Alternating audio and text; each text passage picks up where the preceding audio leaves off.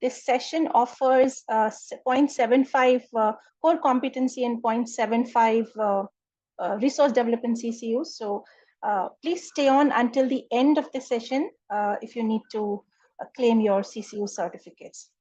With that, let me introduce our topic and our speaker for today. We have with us Fernando once again, who spoke to us a couple of weeks ago about trauma-informed coaching. It was such an enriching session.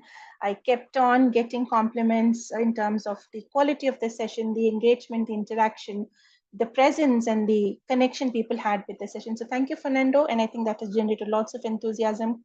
We will have a big crowd today again. Looking forward to a phenomenal session. Right after the introductions, I will share the link to the previous session too, the recorded version, in case people would want to listen to it. A bit about Fernando, then I will talk about the topic also. Fernando is an ICF MCC, an alternate multidisciplinary therapist with over 20 plus years of experience. He introduced the first psychedelic integration professional coaching qualification, blending coaching science, psychology, and psychedelic integration. He integrates therapeutic approaches, professional coaching, and Vipassana into his practice. And as an educator, mentor, and supervisor, he guides individuals towards personal and professional growth. Outside his work, he enjoys meditation and salsa. Fernando sees himself as an empathetic catalyst for the growth of professionals and organizations. All his learning and development interventions are founded on the belief that every individual possesses infinite innate wisdom to foster a thriving and fulfilling professional and personal life. Boasting 18 years of experience, over 4,000 hours of documented coaching and therapy, Fernando caters to a diverse and global clientele. This includes students, professionals, leaders, influencers from all backgrounds and organizations driven by transformation. With that, we are very honored to have you here with us today, Fernando. A little bit about the topic before I hand it over to you. The title of today's session is Coaching Beyond the Conscious Mind, Psychedelic Integration Coaching. In Hindi, we have a phrase and we say, Bas naam hi kafi hai, which translates to the name itself suffices. And it is so true for this session. In this session, we will be on a journey with Fernando to discover the transformative power of psychedelic coaching. Today's session explores how the fusion of psychedelic integration and coaching can unlock dimensions of personal development and self-transformation. Supported by leading institutions like Harvard, Johns Hopkins, and Imperial College London, this session invites all of us to learn how to harness these groundbreaking techniques for true reinvention and growth. With that, I invite Fernando to take us on this amazing journey. Over to you, Fernando. Thank you, Shanti. Hi, everyone. I am so deeply honored to be here in your presence. So I would like to thank each and every one of you for showing up. You could be doing something else, but I believe as a professional coach, an individual who is looking to expand your awareness, your consciousness, your development, you are here to participate and co-create with us. So I honor your presence. And as I always say, I hope that I'll be able to share with you some gifts that you can take with you and immediately embody and implement in your life. And even more importantly, we are all in a profession that we all could call a privilege, which is coaching and enabling other people's expansion. So I hope that some of the insights that would be created during this session today would also empower your clients as well. And also, it is such an honor to co-create with ICF Bengaluru Chapter. And I would like to be deeply grateful and thankful to the leadership team for having me and having all of you here today. So let's dive in, coaches. So I hope you don't mind me calling you coaches, since it is the coaching event. And so let's get started. Let's dive in. I'll share my screen with all of you.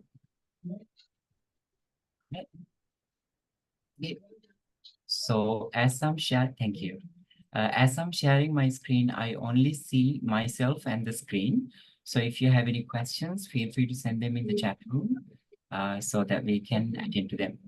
So let's get started. As Shanti mentioned, when we hear the word psychedelics, there are many aspects to it. Some people are mesmerized by the word, knowing the power of psychedelics. And I also have noticed a smaller percentage becoming a little bit unsettled with the word psychedelics because there's also stigma attached to certain ways of approaching psychedelics, which is understandable. However, so as Shanti introduced, I would like to mention this discussion is centered around our psychedelic integration, trauma-informed psychedelic integration coach practitioner program, which is accredited by the International Coaching Federation. So with that, then you are recognizing that there's professional credibility, and we are here with a mindful intention to destigmatize power of possibility in creating value, impact, and expansion in our people, in our clients, ourselves, right? So coaching beyond the conscious mind, psychedelic integrated coaching. So let's dive in and try to understand what we mean by coaching beyond the conscious mind, and also how psychedelic enables that possibility. So before we begin, if there are highly sensitive individuals, I would like to mention in this session, not so much, but in our previous session, we had certain elements of sexual abuse, self-harm, violence, and disorders. So if you are a highly sensitive individual, I will be talking about few things. So engage with caution.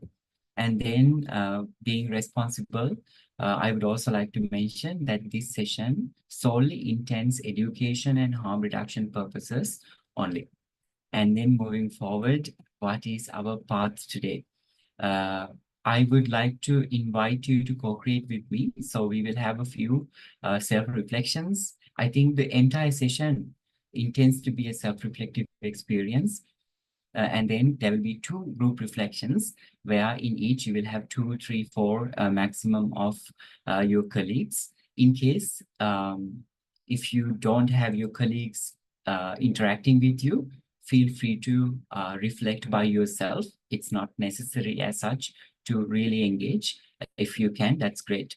And I would also say that at the end of your reflection, I would like to hear from 1 or 2 of you, the reason being that it's a large audience and let's maximize this 90 minutes. Now it has become 80 minutes. So let's manage this time and create the maximum value.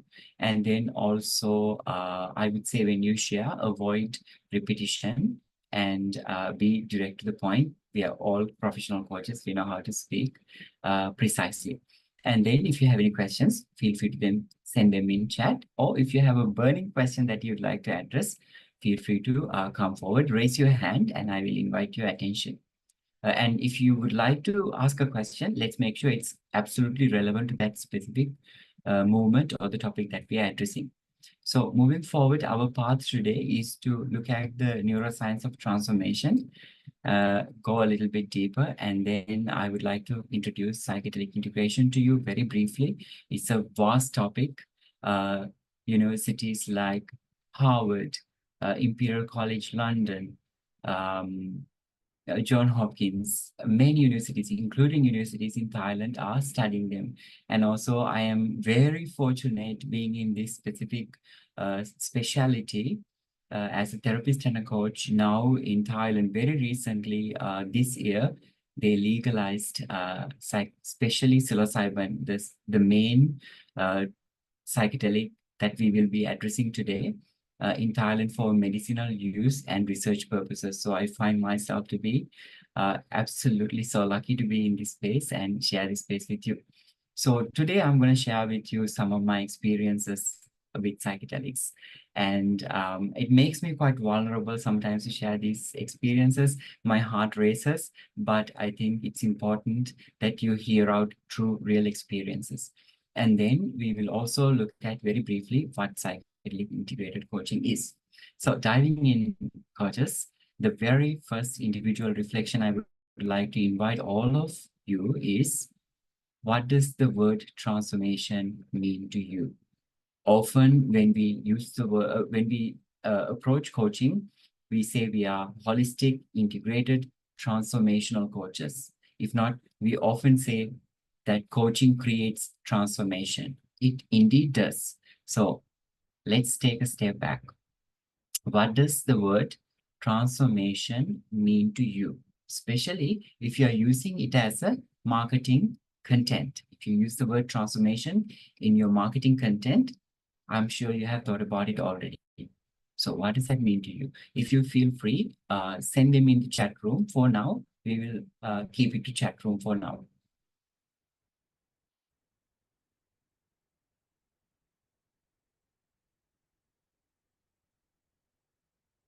While transformation is a really deep topic, since we are coaches, I'm sure we have addressed that. So we move on to the next reflection. An important question. Now, we as professional coaches understand what transformation is, but how about your clients? How do your clients define transformation? What I'm really inviting you to think about here is that when they hear the word transformation, when you mention maybe in your website or in your marketing content, what do they expect from you as transformation? So let's take a minute again, individual reflection. Feel free to send it in chat room.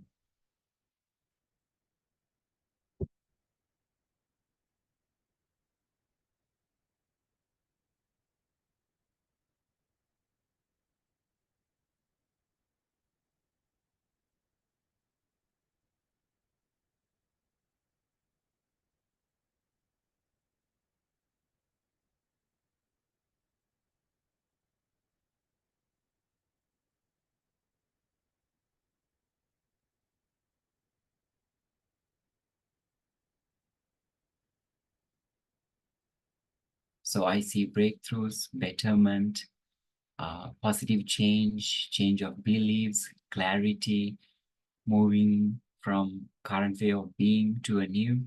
So many sharings, and I think you are spot on. Change and clarity. So I keep seeing change, clarity, moving forward, and so on. All right. So now I would like to seek help from Shanti for creating a breakout room for 5 minutes with a 1 minute to come back. So altogether 6 minutes.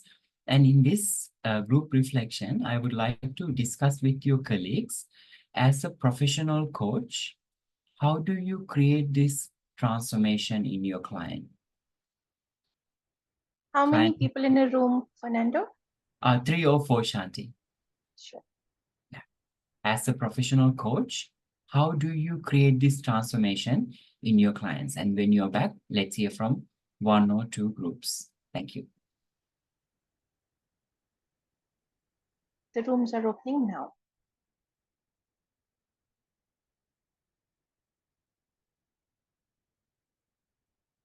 Oh, I did it. Sorry. Close. Not done it correctly. I created 4 rooms instead of 4 people in a room. I think that's all right. Just closing the rooms, let them come back. I will reassign. All right.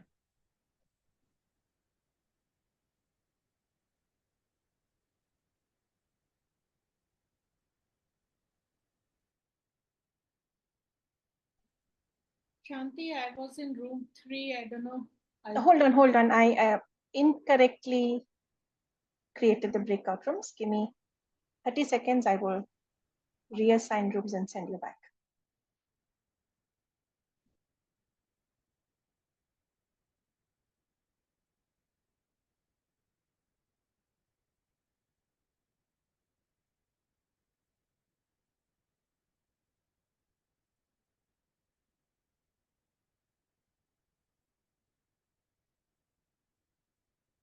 Apologies, people. My fault. I created rooms incorrectly. I'm fixing it now. Breakout room 3, could you kindly return us to the breakout room? I'm recreating the breakout rooms. Okay. Thank you. Yeah.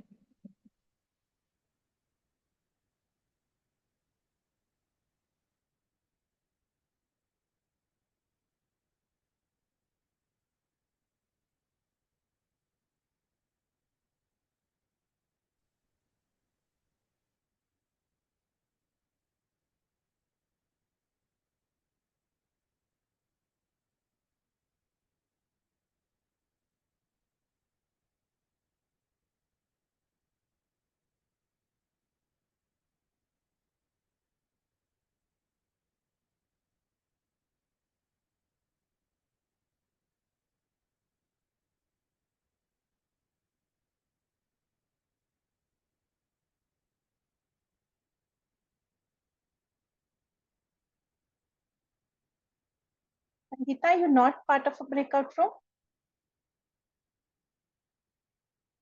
Shanti, my laptop just hung up, so I'm trying to figure it out. I think No room 13 worries. is what I'm assigned. I'll just go there. Thank No you for worries. checking. Veena, I understand you can't join. No worries. Please stay on. Sangamitra.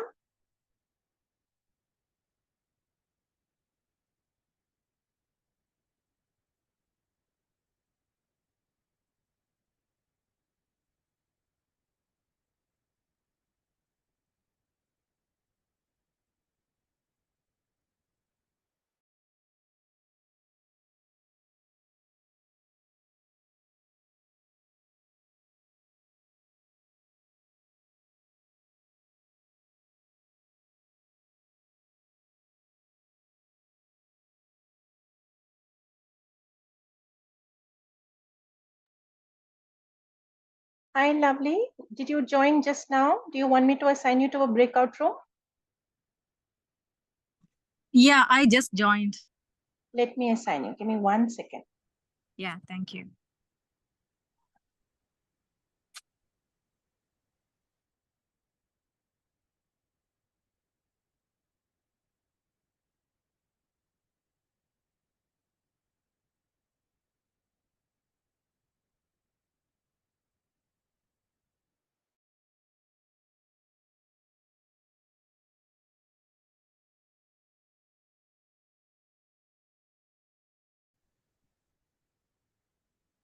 So we'll wait for everybody to be back and then moderate this.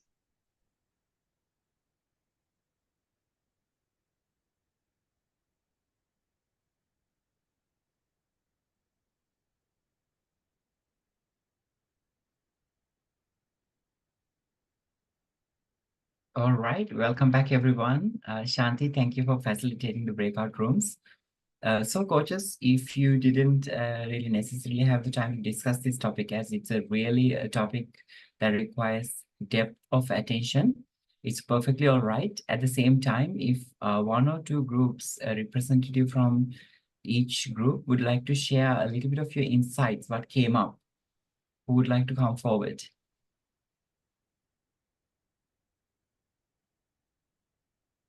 Sarah, I see that you raised your hand.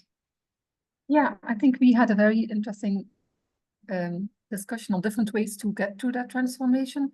And one of the thoughts that came up by somebody in the team, I think by Pradeep, was that, you know, as a coach, we are not attached to the outcome. So the aim is not to get to transformation.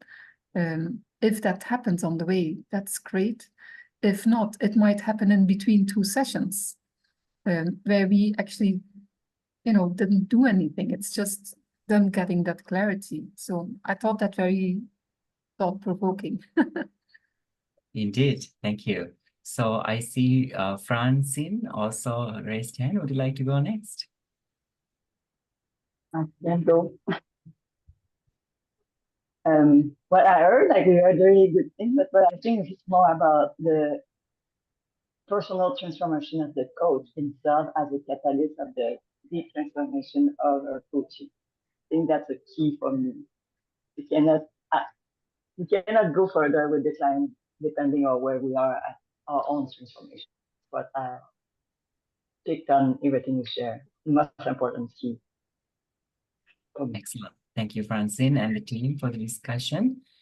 Let's take one more insight. I see Viswanathana. Would you like to share? Sure. No, we kind of resonated with an idea. What we felt is saying that transformation cannot be brought in by an external force, however great that force is. It has to happen when somebody chooses to exercise their own option with their own agency or a free will, right? So the concept saying that somebody brings in a transformation in another life, we kind of think differently on that, right? Like if that is kind of been true with the people are talking about 1 or 2 sessions, like I just was remembering about Ananda, who was the greatest disciple of Buddha, was with him almost 35, 40 years. And during the lifetime of Buddha, he didn't get transformed. And after Buddha passed away, he was kind of lamenting, saying that he didn't get transformed. And only then he realized it, he has to work on himself. So he got transformed. So that concept applies to all the coaches and counselees or any other person in their life. That's a very powerful sharing. And in fact, I'm very excited that Buddhism and experiences related to Buddhism coming up, because psychedelic integration has a very close link with the ways of how Buddhism approaches transformation. So thank you for that. I would say it's not just only Buddhism, many other, even religious and philosophical ideas are very, very clearly aligned with this approach. So I'm glad that it's almost like closing a loop. We get to this point, the client-centered transformation, the innate transformation at the end of this session. So I also see that some of you, Vicky, Sandeep, and Suparna, has raised your hands. To maximize the session, let's go in, and I would love to hear from you later on. Suparna, do you have something very okay? Yeah. Thank you so much. I really wanted to respond to what Vishwanathan just said, that there was also Angulimal, like when his first encounter with the Buddha, and it's a big backstory to him that he was a ferocious what? I mean, he was killing people. Yeah, he was a dacoit and he was killing, and he had a garland of, fingers, Angulimal. And in his encounter with the Buddha and in the presence of Buddha, he surrenders. And nobody saw that happening. He was so violent. He was so bloodthirsty, and he was so full of hatred and rage that it would not have happened had he not encountered a soul like the Buddha's.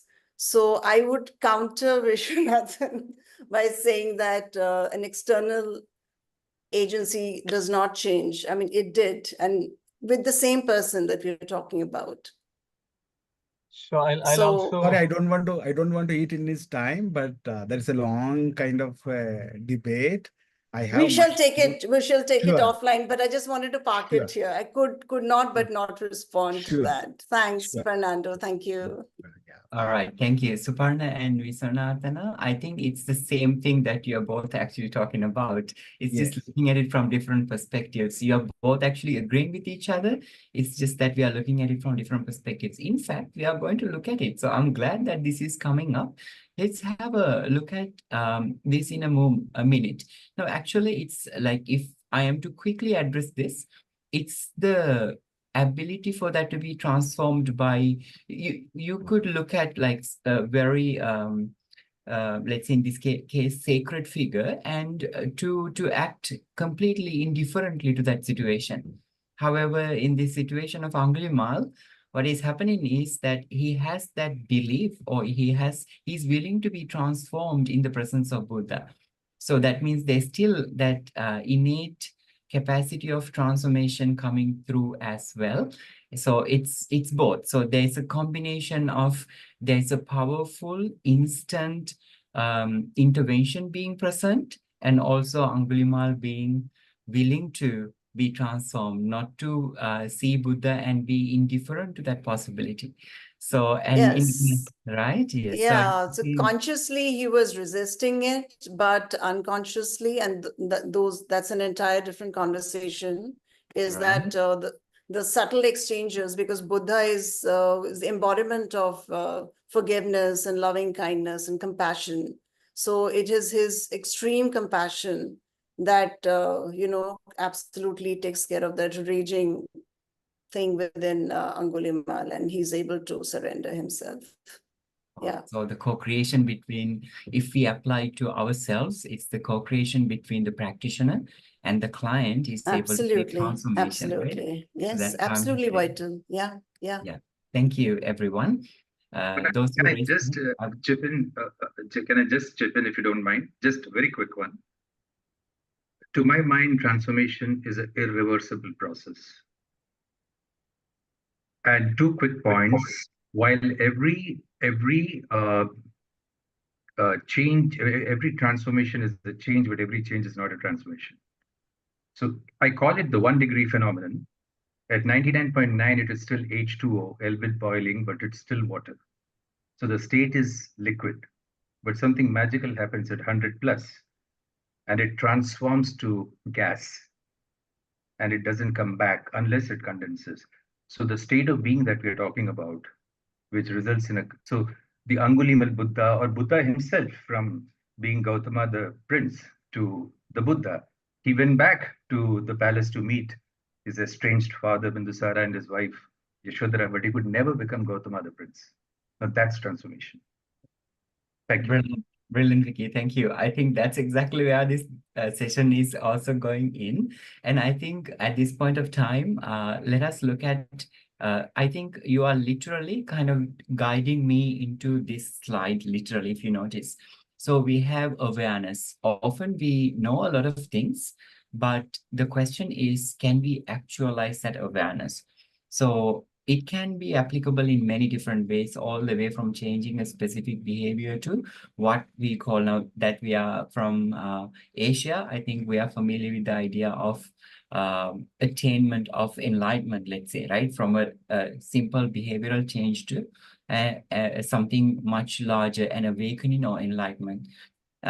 So if I am to share my life story very, very briefly, when I was already working as a coach and a therapist, most of the time I felt like a hypocrite. The reason is very, very honestly, this is the reason why I said my heart is pounding as I say this. Because I was working with clients who wanted to break away from certain dependencies, addictions, and working with clients who were looking for that transformation. But every night after all of those sessions, I asked myself, am I creating that true transformation that I was looking for, that I was yearning? I accessed later that I didn't even know was possible. So often we know that we are aware, we know certain things, but how do we actualize it? This is the question. Now, when one of you said that it's something irreversible, I actually resonate with you. What you mean by here is it's a vibrational alignment. It's a change that happens in your unconscious mind in a way that you can't go back to it. It's an embodiment of a change. You're becoming something new vibrationally that you can't go back to it. So how I would say this now, continuing my story, I used to drink a lot of alcohol. There were times that I would need like 15, 20 beers will just go down my throat just so very easily. And I could have like half a bottle of vodka.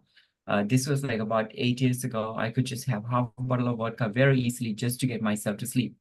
And then at the same time, I felt like a hypocrite because I will wake up next morning. I wouldn't feel a hangover because my body has become very familiar how to deal with it. So I would just wake up and as if nothing happened, although now I know that there was a lot of things happening, I would just go on to continue my work. Now I sometimes look at my images from that time and sometimes I have tears in my eyes looking at how much of suffering I went through during that time. So now, when I went through my very first psychedelic integration experience, I had my heart opened, myself open to, I think the best word to use is the light, is the love in a way that I never experienced, the connection to everything. And there were lots of things that fell into place and got adjusted, realigned. My mind, body, consciousness, energetic perception, everything got aligned, if I may say like that. And the interesting thing is that I woke up the day after and then I sat on my bed and I felt very light head, like literally, quite literally.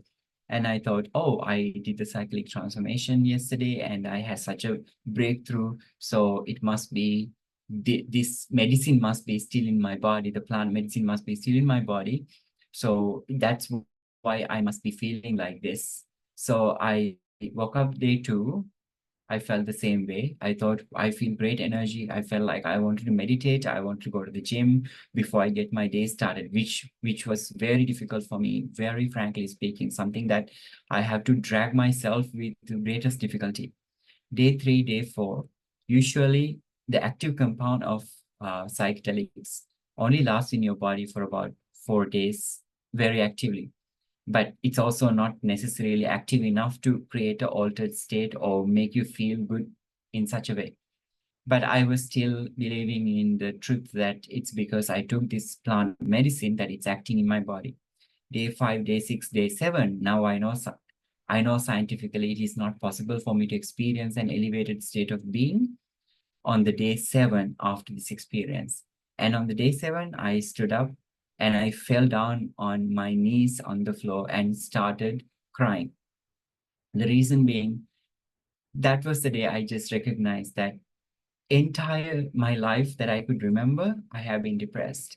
The entire life that I have been living, whatever that I could recall, I have been struggling, and I normalized it to a state that I thought that's how every human being feels. I thought that everyone who comes out feels so hard to wake up, get up and do things. And it has become so normal to me being depressed, living in anxiety, living in so much of CPTSD, the traumatic responses that I did not know existed within me, how I disassociated from my past, how I was turning into alcohol every evening. I did not know that there was something called living a healthy, mentally healthy life. And that was such a great breakthrough for me to recognize that I was depressed all my life that I could remember. So you can imagine that day I stood up from there and decided that whatever it takes me to share this message, I just felt like screaming from the roof. That's exactly how I felt. And I wanted to make calls to the world leaders, and I wanted to do everything that is possible. And very soon I realized the best way to approach it is to combine it with the profession that I am part of. And then I saw the reason why I experienced everything I experienced and how everything fell into place for me to be met with this beautiful possibility. So as a result of that, I'm standing in front of you. And I think when I stood up from the floor that day, and this deep intention I made is coming to a reality right now. So for me, this is what I mean by actualized awareness. Sometimes we can know, I knew clearly that drinking every night is not a good thing to do. I knew that there was something wrong with me. I knew that I was demonstrating certain dependencies, compulsive behaviors, but I knew that cognitively, I knew that cerebrally, I could make sense of it, but I was not able to. Just that thought was not enough for me to actualize that awareness and to stand up and say. And ever since then, I haven't taken more than 2 glasses of something. Now, once in a while when I'm out there, I drink a glass of champagne to celebrate, because I usually don't like going in an extreme now. Because I lived a life of extremes all the time. Now I don't say no to anything. So I have a glass of wine once in a while, but that's also not necessarily out of a need. It's just that I like to do it and celebrate with everyone, and it doesn't necessarily do anything to me anymore. Sometimes I actually regret it the next day compared to how I used to have half a bottle of vodka and then was able to wake up next morning. So this is, for me, is actualized awareness, changing this, like the way I could say that it changed me in my bones. I think vibrationally, unconsciously, it changed me just overnight. And that's what really made me want to stand up in front of you and with this conviction and talk to you about it. So in any way, I wouldn't say that one person creating clarity, making a behavior modification is not a transformation. I think transformation is a very relative word. So every change, every development, every positive thing that happens to us, we can consider as transformation. At the same time, in my life, I experienced something that I can't imagine the power of that transformation as part of the integration of this medicine. So that's the reason why I'm standing in front of you, right? So in order for us to talk about coaching beyond the conscious mind, it's important that we look at the neuroscience of coaching and make sense. So with that, I would like to look at quickly our cortical brain. Now, when we say cortical brain, this is the cognitive brain. In other words, the thinking part of the brain most of the time, how we make connections. At the same time, I also would like to say, when we just point in one specific part of the brain and say, this part of the brain is responsible for this, that's actually very primitive. Our brain is still is the organ that we still don't know much about. We are still, although we are living in 2024, there's a lot of research. I think there's so much that we still need to learn about our brain. So at the same time, however, if you look at it from within the science that we know, you know that we have certain parts of our brain. So if we start with prefrontal cortex. Now, when we coach our clients, we help them to make decisions, or they make their own decisions through the coaching process. They start to control their stress, and then they become more aware of themselves. They're able to process about who they are truly, and they're able to make decisions and then work within social situations. Now, this is truly making connections, which we can facilitate through coaching.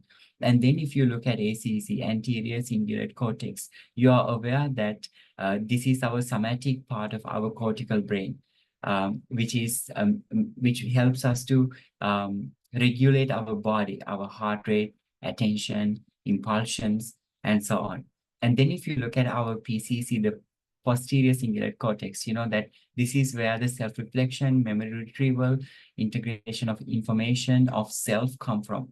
So if you look at these cerebral areas, the outer layer of our brain, the certain cortexes, they come together in order for us to create a cerebral, if not cognitive experience during the coaching process.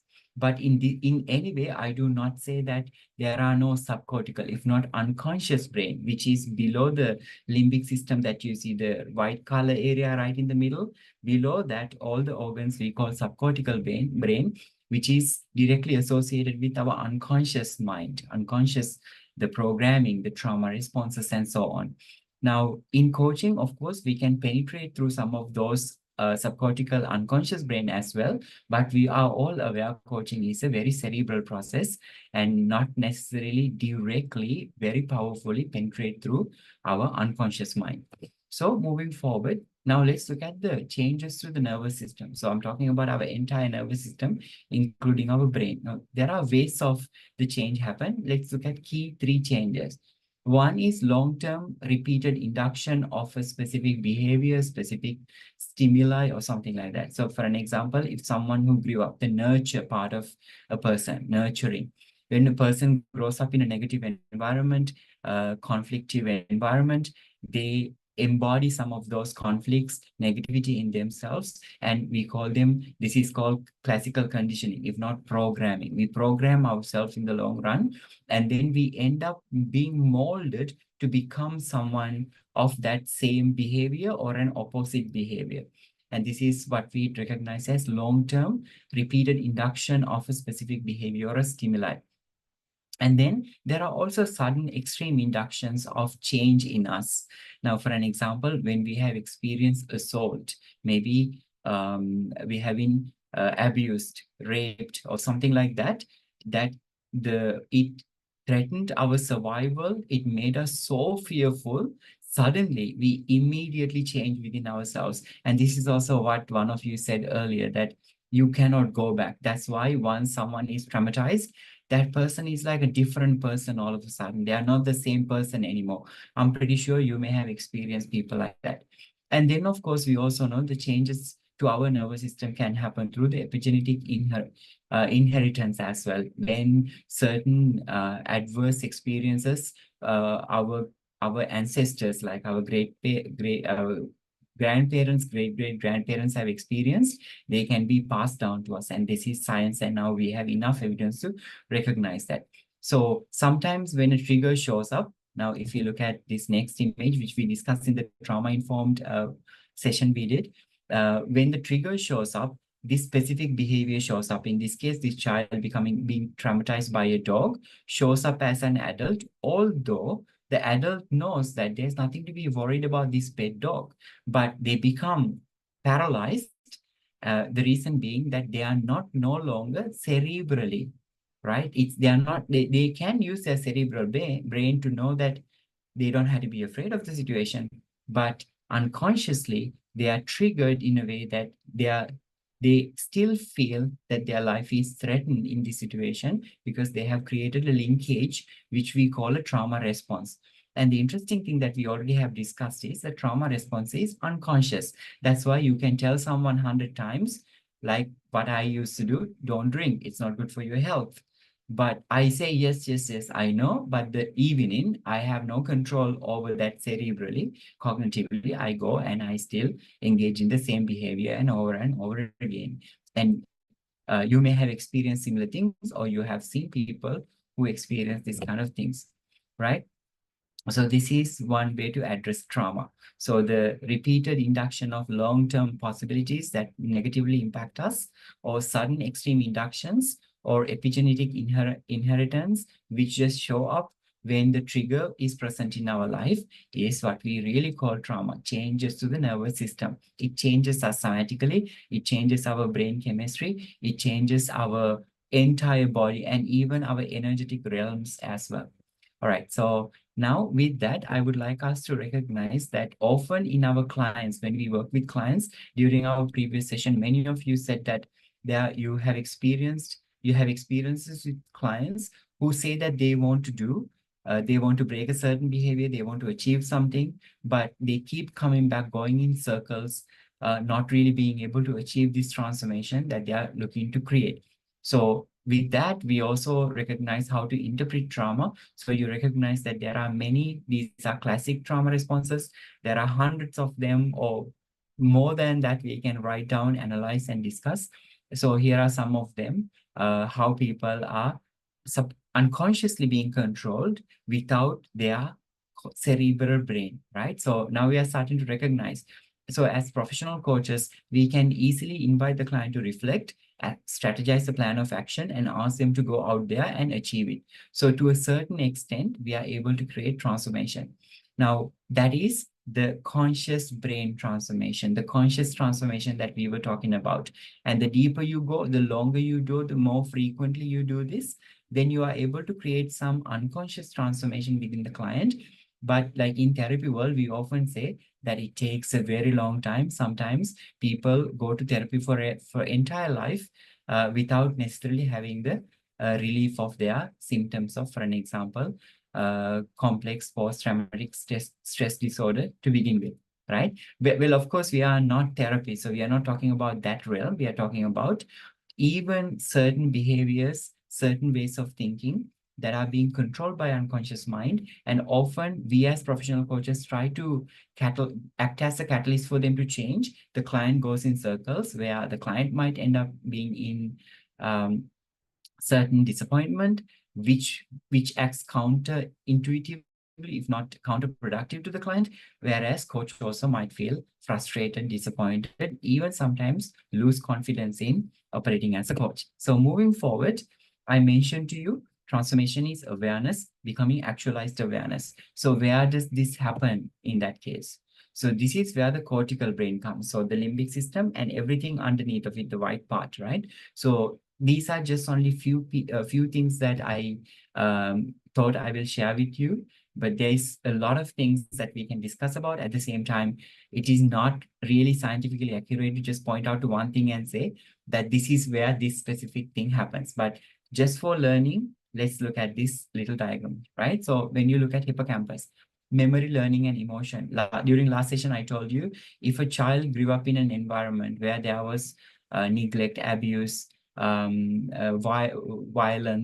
and certain adverse experiences, they may not receive enough blood into their hippocampus, because amygdala, fear response, fight and flight response, is activated most of the time because the person who put them in the danger is around them. So it's a survival requirement. So amygdala is always acting up, making them very anxious, creating lifelong anxiety within themselves. So they will impair their hippocampus. Literally, hippocampus will grow small, and they will not be able to form the right memories, learn well, and form emotions.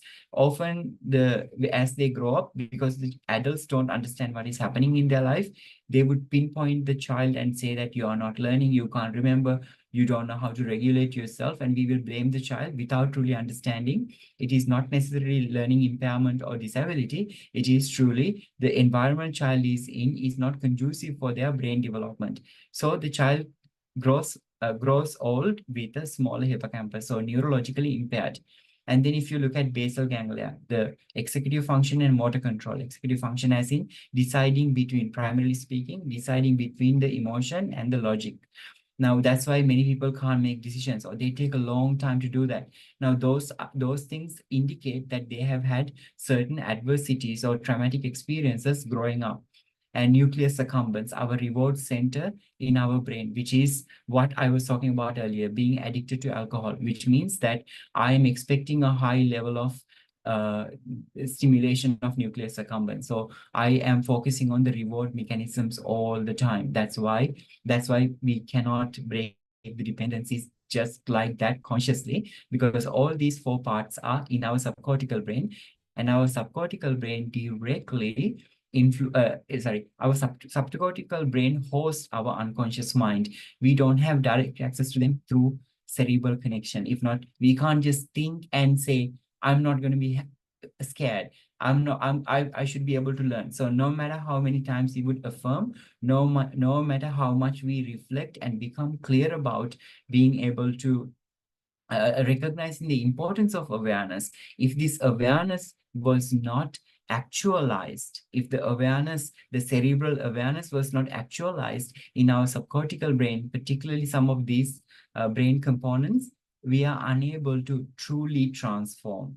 The understanding itself could be considered as some level of transformation, but we can ask as professionals, what is the extent of transformation that we want to create?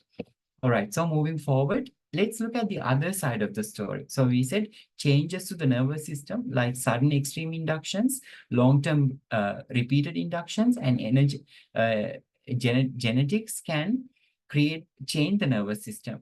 And also it works the other way around, right? Changes to the nervous system is also healing, which is what we call neuroplasticity. Right? So in other words, if you coach a client for a very long period of time, or if you deliver psychotherapy over a very long time, if you meditated for a long time, if you did yoga for a long time, now these enable our clients or individuals to transform themselves by repeating the same thing over and over again, because repetition is how we program our mind, and you all know that. So that means through repetition, we are able to influence our subcortical brain, for an example, but we understand that it could take a very, very long time to happen.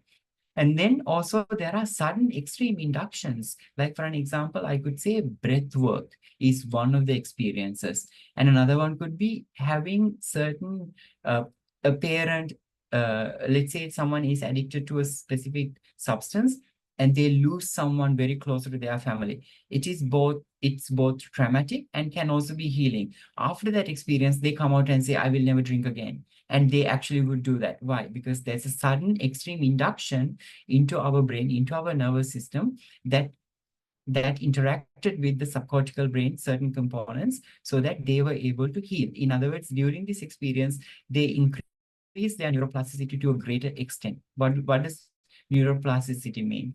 The adaptability, if not the ability to change and transform in the positive direction, is what we call neuroplasticity. So the sudden extreme induction can also be helpful. And also at the same time, when we are able to trigger certain genetic information of our ancestors within ourselves, then we are also able to heal. Or when we are able to, either through repetition or sudden induction, if we also can heal our ancestors, if not the genetics that had been passed on to, we also can heal. So you are starting to recognize this interesting pyramid is always acting both ways. Our brain our nervous system is a very volatile thing. It's always changing. The states of being is always changing. And that's also the greatest advantage we have. So now you understand it from a neuroplasticity. Now, if we look at, as I mentioned, there are many different ways of increasing the neuroplasticity. So I just mentioned meditation is a long-term one. Kundalini can be either long-term one, or you can have a Kundalini activation in just that very moment and then create a transformation within themselves instantaneously, which is a sudden extreme induction. Breath work also, like for an example, now that you're all, most of you are from Asia and India, Anapana, right? For an example. So really going through the breath work for a very long time can help people to change. At the same time, breath work, intense breath work also could create immediate changes. And another one is that what we are discussing today, which is psychedelics. And psychedelics have immense power. So now let's talk about going beyond the conscious mind and how the psychedelic integration works. I would like to say that we don't have enough time during this very short session today. But if you really look at the certain parts of our brain, some of the ones that we just discussed, it's the same parts that meditation impact, the psychedelics impact as well. And I promise you, at the end of the session, I will close this feedback loop by sharing with you a quote of one of my teachers, world-renowned psychedelic professional. Now, meditation and psychedelic influence the same areas of the brain. One of the main differences is that meditation does it very slowly, and it takes a long time to reach higher states of meditational practices or embodiments in order to impact our subcortical brain or the unconscious mind. Whereas psychedelics gives us immediate immersion into our subconscious mind because we literally shut down our cerebral cortex. So let's see what this really means. Now, psychedelic word is originated in Greece and Greek origins. It means psyche, delos or delon. It truly means, psyche means soul or mind, and delon means to manifest, to become visible. So psychedelic literally means mind or the soul manifesting or becoming visible. And it is absolutely true. If you have had psychedelic experiences, I know that you're shaking your head right now. So today I would like to particularly address the specific psychedelic that I use, which is psilocybin. And the common name that you know of this beautiful fungi is magic mushrooms. If not, hallucinogenic mushrooms, let's say, right? And if you notice, coaches, psilocybin, magic mushrooms come out of cow dung, rhino dung, elephant dung, just to begin with, all right? Also, of course, wood. And they are in many tropical countries. If you just walk around your home, if you're coming from a tropical place, you will easily find psilocybin in your environment. Now, we need to understand something with this. These mushrooms have the capability to heal us instantaneously when introduced it into the, integration, deep reflection. Now, they are in our ecosystem, and that hints us something, that they are meant for us. But unfortunately, of course, the world is not necessarily always on the agenda of healing of the human civilization. There are other agendas like making money, keeping the wars running so more money can be made. Some pharmaceutical companies have their own agendas, politicians have their own agendas. So and also, of course, many of the systems wouldn't want people to be aware of the reality. The systemic thinking might break down. So there's a lot of reasons why, for an example, there was war against drugs somewhere in 1960s, and they included psychedelics into that purposely to make sure that people will have no access to it. So now there's a lot of stigma around it, and now we have to make it legalized in order to be able to access this extremely powerful healing fungi that's just out there in our environment. I'm not going to talk about this much, but I would like to share with you the power of it. Now, this is the Drug Harm Index in the UK. This is an independent scientific committee on drugs. And if you look at these drugs index in terms of their harmfulness, you see alcohol and heroin are the topmost harmful substances, and they have all the impairments of drugs in this specific category, up to 72% alcohol, and alcohol is legal. And we often systems would like to have problems in the world so that they can be controlled. But on the other hand side, if you look at the last one on this graph, it's mushrooms, magic mushrooms particularly, and it's on the 6th. Now, what is this impairment? When you take magic mushrooms, it changes you psychologically and neurologically, literally. You are not necessarily in a state of going out there, interacting with people, or driving a car, for an example. So the psychological and neurological impairment is the only impairment that is recognized. And do you also know that magic mushrooms and many other psychedelics are not addictive? In fact, magic mushroom is not addictive at all, and it's scientifically proven. And it only holds a very little danger to human to look at it scientifically. Moving forward. So what is magic mushrooms? Excuse me. So magic mushroom, psilocybin is a scientific name. And when you ingest, psilocybin is, the compound in it is psilocin. And when you ingest it, you don't need to prepare it in any specific way. You can just ingest it. Once you ingest it, it breaks down in our body and it becomes a psilocin molecule. And psilocin molecule is very similar to the structure of the serotonin molecule. What does that really mean? The serotonin receptors are able to accept psilocin molecules just like it is made for it. It's almost like there is the lock inside of us and the key is in the nature. And we don't even have to do a specific preparation. Once we intake psilocin, we transform. So let's find out what this transformation is. So as coaches, I'm aware that you already, I believe that you're already aware of default mode network, which induces this sense of self. The sense of self, like the first time you open your eyes, your parents started calling you with a name. And you were just a blank slate with genetic material from your great-great-grandparents, great ancestors, right? You were just born to this world with, actually you're a mixture of, match and mixture of your great-grandparents truly when you were born, and also the experiences that you had in mom's womb itself, whether your parents were loving and kind or whether they lived in a turbulent environment. Now you are a result of that, and then you just come out of it. You have no name, you don't know a religion of yourself, you are not associated with profession or anything like that. You don't know any of your society, whether you should behave in a specific way, you should speak in a specific language. You have no knowledge of any of that. You're a blank, almost a blank slate. And then what happens? People start telling you who you are. So you start building sense of self. You had no religion, you had no society, you had no name, but now it was given to you. And it is necessary in order for us to be able to operate in this 3D reality, in order for us to maintain our consciousness. So you build your default mode network. Our brain has specific areas, which you see on this diagram, are the ones that hold to remember who you truly are. And isn't that so very interesting? In our entire body, there are just very few places in our brain, also certain nervous systems, that remembers who you are. In case if you were able to safely remove them, which psilocybin does, all of a sudden, you don't remember who you are. You cannot recall your name anymore. You cannot recall your society, even language sometimes.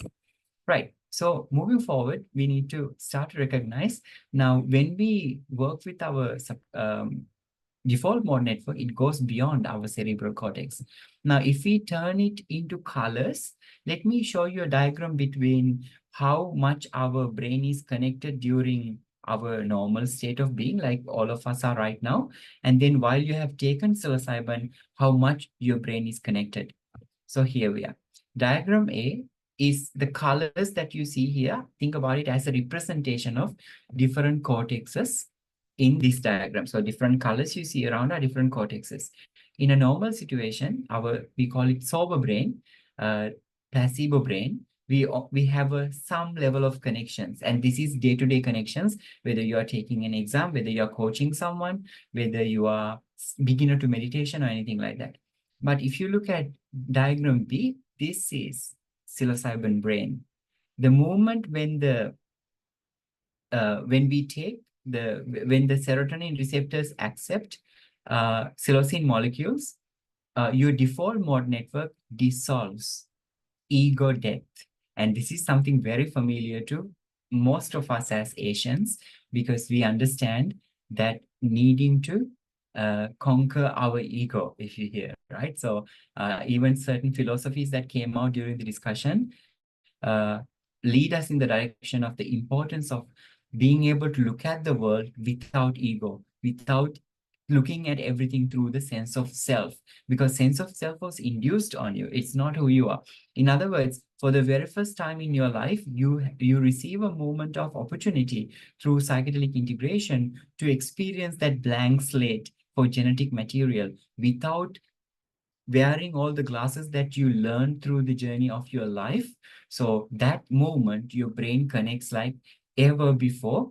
And I think this is a real diagram, MRI image represented infographically, absolutely scientific diagram. Now, when we talk about transformation through psychedelic integration, there are three key principles. The preparation, we need to prepare for the experience, and then we go through the transcendental experience, which is the ego death. You remove your sense of self and you look at the universe and look at yourself for the very first time without involvement of your name, your age, your occupation, and everything else that you know about, because you literally cannot recall any of that during this experience. I mean, you can come back to consciousness if you needed to, like, very easily, but when we induce this state, there are specific ways of doing that where you are able to disengage from your sense of self very safely and experience the entire universe for something very different that you have never ever experienced before. And then, of course, there is integration protocol that needs to happen, integrating this very abstract experience into reality, into development, and into your transformation. So this is the transformation that happens through psilocybin or the psychedelic integration particularly. Now, what I would do is, allow me to share one of my experiences.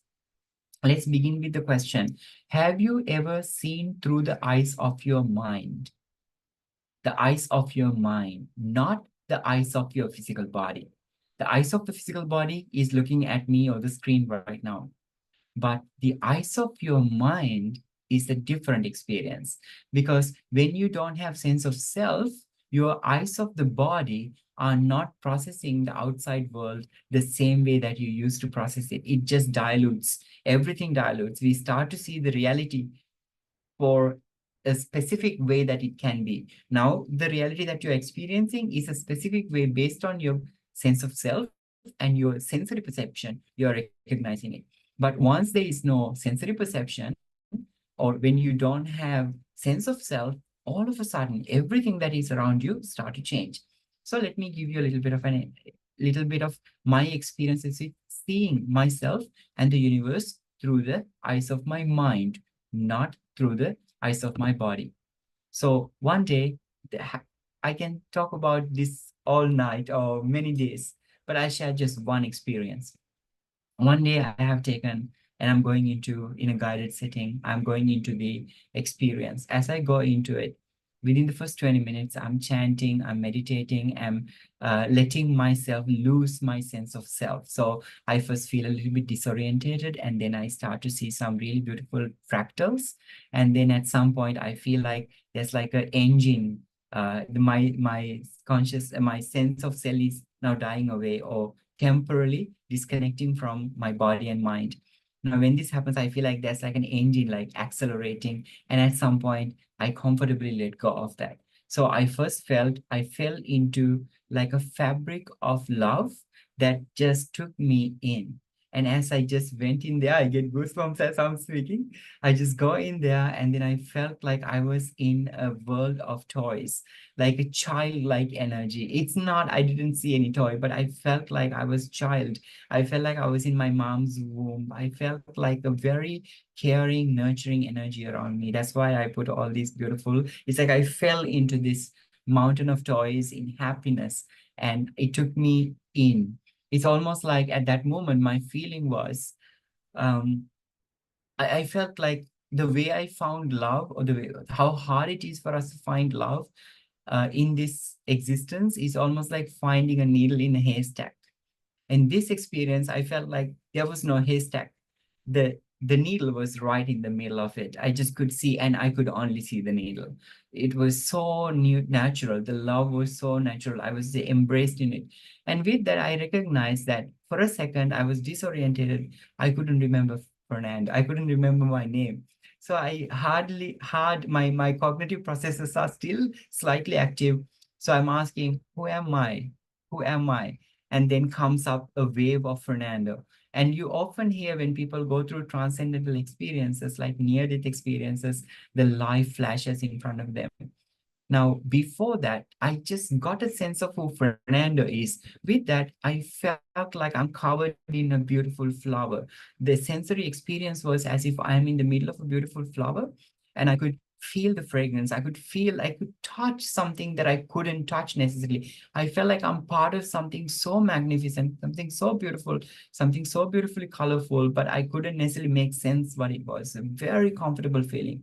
And with that, I went in one more time, and then my life splashed in front of my eyes. It's not necessarily incidental, but it was like a sense of who Fernando was. All my hardships, all the trauma that I have been through, all the assault I experienced, all the bullying I grew up with, and many the experiences of my parents, experiences of my ancestors, very surprisingly just flash in front of my eyes just in a millisecond. It's so beautiful because, again, the time is a perception when we have our sensory. Within that experience, sometimes it could feel like a million years, sometimes it could feel like 1 second. So it may have been just a minute, I don't even know, but I felt like I just knew my life.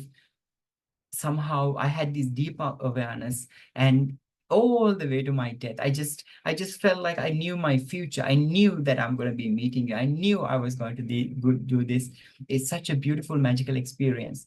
And then there came the moment that Fernando disappeared completely. And trust me, at that moment, I asked myself again, who am I? After that flashing in front of eyes, I recognized that it doesn't matter.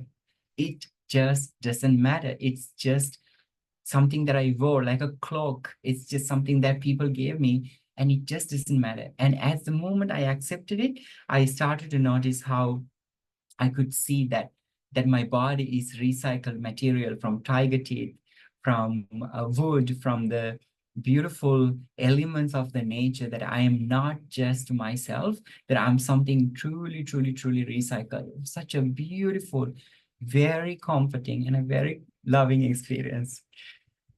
And then with that, I just expanded into the entire universe. I just felt myself in the entire universe. I felt in you. I felt in every tree. I felt in every animal. I can't explain how I could experience it, but it's like just becoming like a singularity, just one moment in your life. So powerful, so connected, that you recognize that love and the hate, if not negative, positive, or pain and pleasure, are actually the boundaries of our human experience. And what makes us suffer is the attachment to this, what we perceive as pain, perceive as pleasure. But truly, it is an experience required. Pain is required for us to survive. Pleasure is required for us to be able to experience the pain, yet live, that there's enough pleasure. Like when the mothers embrace, one would live for the mother's embrace. So they would swim 100 oceans. The reason being, they would take that pain because that they know there is love. But if there was only love on one side of the picture, then there is no reason for us to live, because there is only pleasure. We don't see the difference, that there is existence of pain. So the pain and the pleasure need to coexist in the universe. And I recognize that I don't have to perceive and say that this is good for me, this is bad for me. Rather, become an observer, be non-attached to the pain, non-attached to pleasure as they occur. Be in that moment and recognize that I'm experiencing pain right now. I'm experiencing pleasure right now. But there is no need for me to attach myself, because if I did, then the hurt occurs, then the suffering occurs. Now, this was such a magnificent feeling, and I felt like I'm connected to everything. I knew what I came here to looking for, or something that I was looking for all my life, I found out. So as a child, my mom says that I used to be very curious. I asked weird questions, and I think that's what brought me to become a coach. And that day, I had my answers. It doesn't mean I had necessarily every answer, every question was answered, but innately I connected the dots in a way that I no longer needed the answers. I already knew what I wanted to know. I knew that all these things is actually part of just being my consciousness, which is your consciousness, that we are sharing this consciousness, and we see the separation in our human bodies. And then with that human body, we attach ourselves to either pain or pleasure, which generates suffering. Right? So this state of connectedness, this state of possibility of connection in our brain enables just within ourselves finding magnificent possibilities. Now, this is just only one example. I myself have been through so many experiences and created many different breakthroughs. And every time I go in, I come out with something new, fascinating, and it keeps changing me vibrationally. It keeps changing me vibrationally. So you are starting to recognize why I was able to just look away from alcohol. The next day, I had a nice cabinet of alcohol, and it was just hanging there for a very long time until we had a big party, because I could just have it in my hand. I could smell it, but I didn't have the need to drink anymore. And then that day, after the 7th day, I stood up and said, all right, now I am ready to treat my clients. Now I walk the talk. So I would say that when we are able to create this sudden extreme induction with psychedelic integration, which is part of the preparation and the integration, we are able to create that change within ourselves. Not just only that goes within our cerebral mind, but it goes into our unconscious mind. This session is about coaching beyond the conscious mind. So with that, I would like to invite you to recognize that awareness, becoming actualized awareness, requires a vibrational change that we can go back to again. We know a greater truth. We have embodied it. We have become this greater truth. We have unconsciously transformed. That awareness has become now actualized as a living proof. In science world or therapy world, often therapists refer to it like this.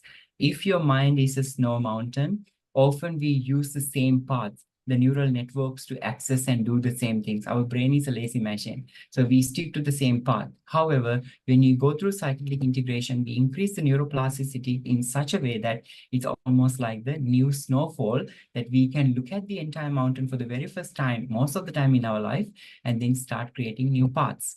Right, just to give you a little bit of clinical understanding, we are coming to an end, so I'll try to manage time. So depression study at the Center for Psychedelics at Johns Hopkins say 70% clinically significant improvement and 50% full remission within 1 month follow-up. And cancer study, 6 months follow-up, there is more than about 70% of improvement and remission in people. So now you might say, Fernando, this is related to therapy. This is about therapeutic. How about coaching? How about healthy mindset? So let me show you. Do you know that 50% of the people say that it is the most meaningful spiritual experience?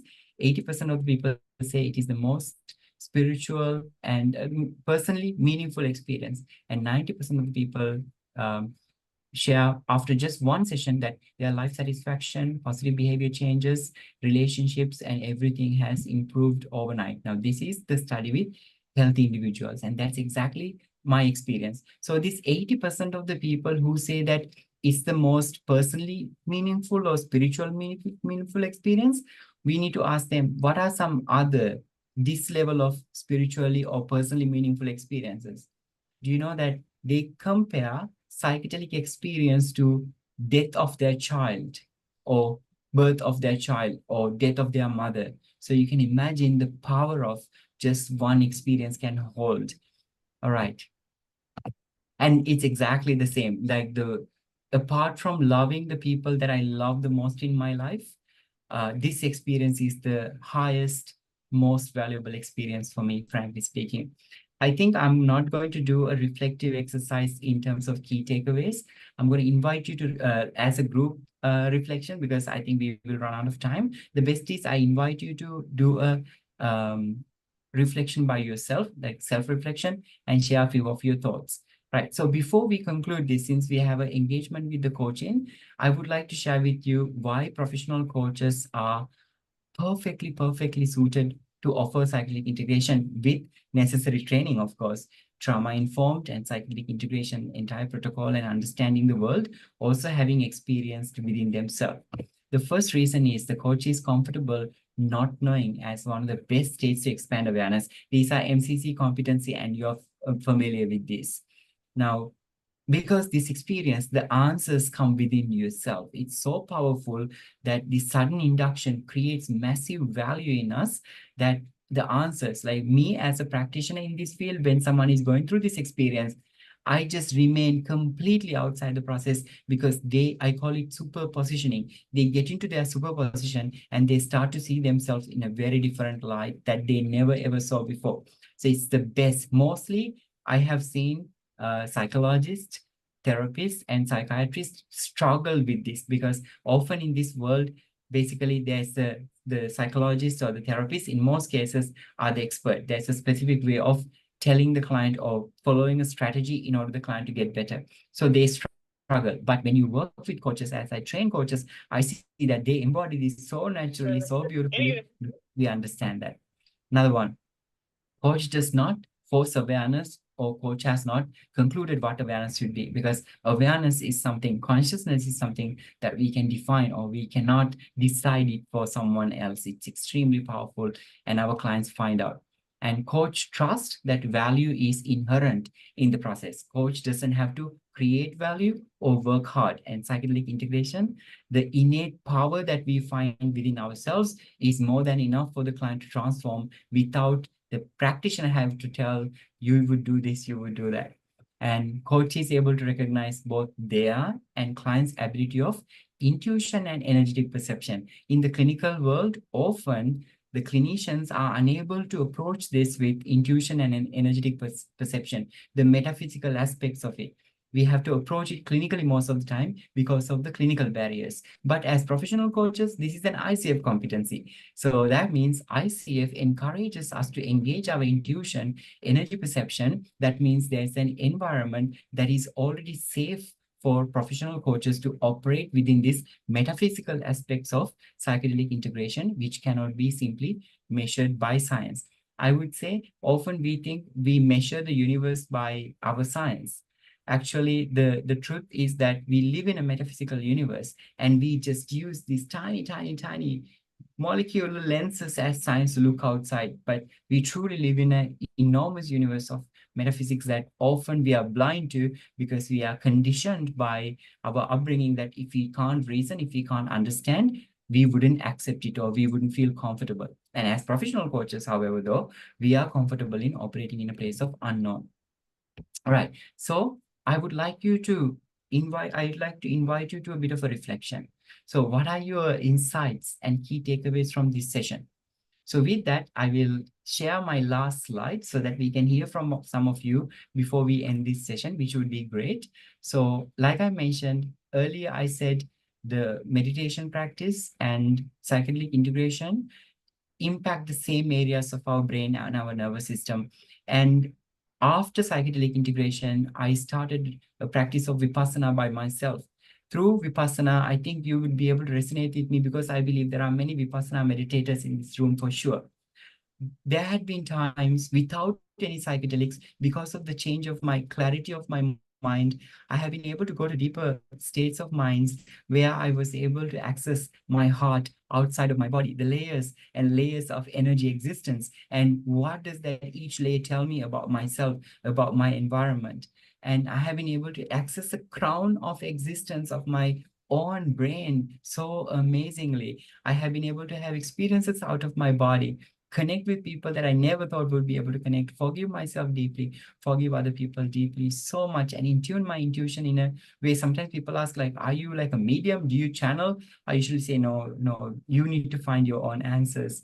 So I would like to share with you this saying by Roland Griffiths, one of my teachers who passed away last year, unfortunately. So he says, I have come to think of meditation and psilocybin have been complementary practices for investigation of the nature of mind.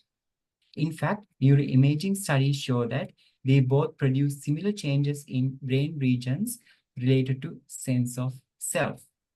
Now, hear me out.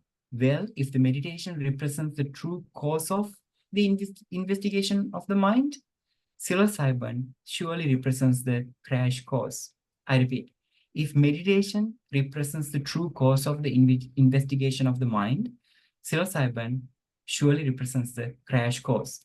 If I put this into layman's terms, his studies included people who have been through psilocybin, people who have been through 20 years, 25 years, 30 years of meditation. We call them professional meditators. And then they went through psilocybin experiences. And those people who have had the meditation experience and psilocybin experience, they say they can't even compare the states they were able to reach with meditation in comparison to the states that psilocybin could create. So now you are starting to recognize why psilocybin is considered as a crash course in terms of investigation of our mind. So thankful to Roland Griffiths for all the hard work he has put in. And with that, I would like to bring the attention back to all of you and would love to hear from some of you your insights on how you are receiving this message. Over to you. There were a couple of questions in the chat, Fernando. All Pradeep right. had asked. All right. Vicky, go ahead. I'll have Pradeep read out his Okay. question. Thanks. So, this was a wonderful presentation, Fernando. 2 or 3 questions. I have not, see, in India, this is banned, okay? We have still not legalized this.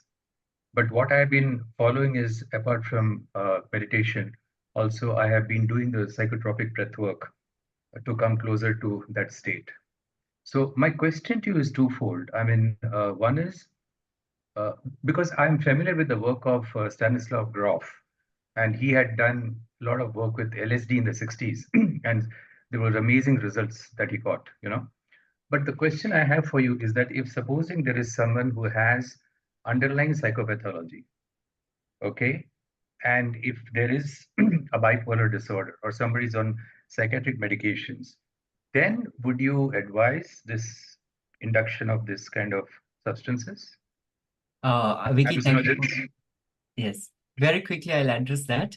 So there is a very strong protocol in terms of screening before a coach accepts a client. So for a coach, if there's any underlying mental conditions are detected through the tests or based on the very thorough screening process we do, it's absolutely not recommended. In this case, we will have to refer the client to a psychedelic assisted therapist who will also work with a medical doctor or a psychiatrist during the session. They can take the sessions, but it could catalyze a psychosis. So because of this reason, they will have to have the advanced, if not heightened level of accountability and monitoring while it is happening. Thank you for asking that very No, thanks. I didn't ask this as a coach. Yeah. I asked this question as a psychotherapist. Yes. So because that's an area which is a very gray area here, so I wasn't clear about it. But thanks for the response. Thank you. Yeah, absolutely. So there are also certain medication substances that one can be pulled out of this state very quickly. I wouldn't mention any names here, but if you would like to, I'm very happy to share with you. So we cannot administer, even as a clinical psychologist, we cannot administer, we cannot administer anything as a clinical psychologist.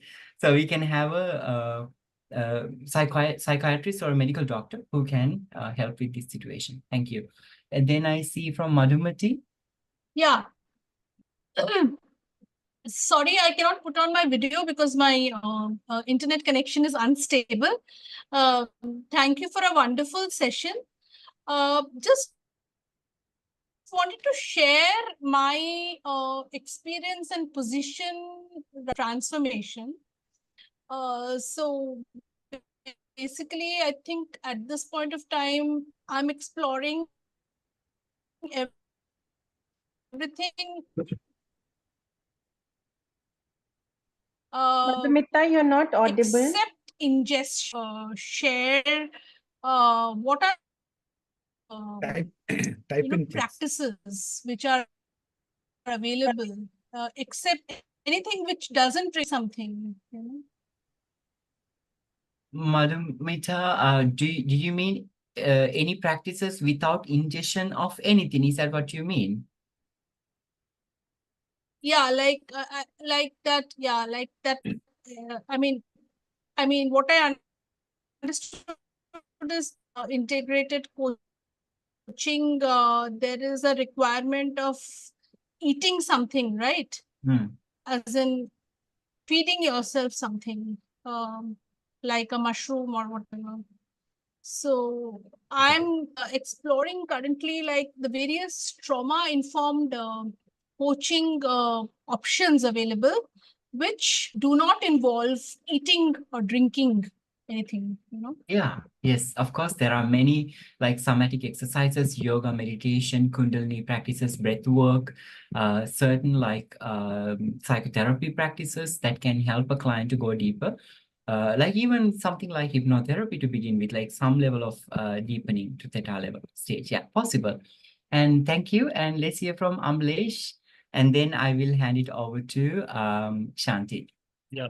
Shanti, if you Thanks. would like to take insights question, I'll let you do that as we have already passed 1 minute. Over to you, Amlesh. Yeah, thanks a lot, Fernando. Excellent session, lot of learning. My question is that, you know, neuro-linguistic programming does have tools and techniques to cure phobia and addiction. The two aspects that you primarily took up today to you know, build the case for psychedelic integration.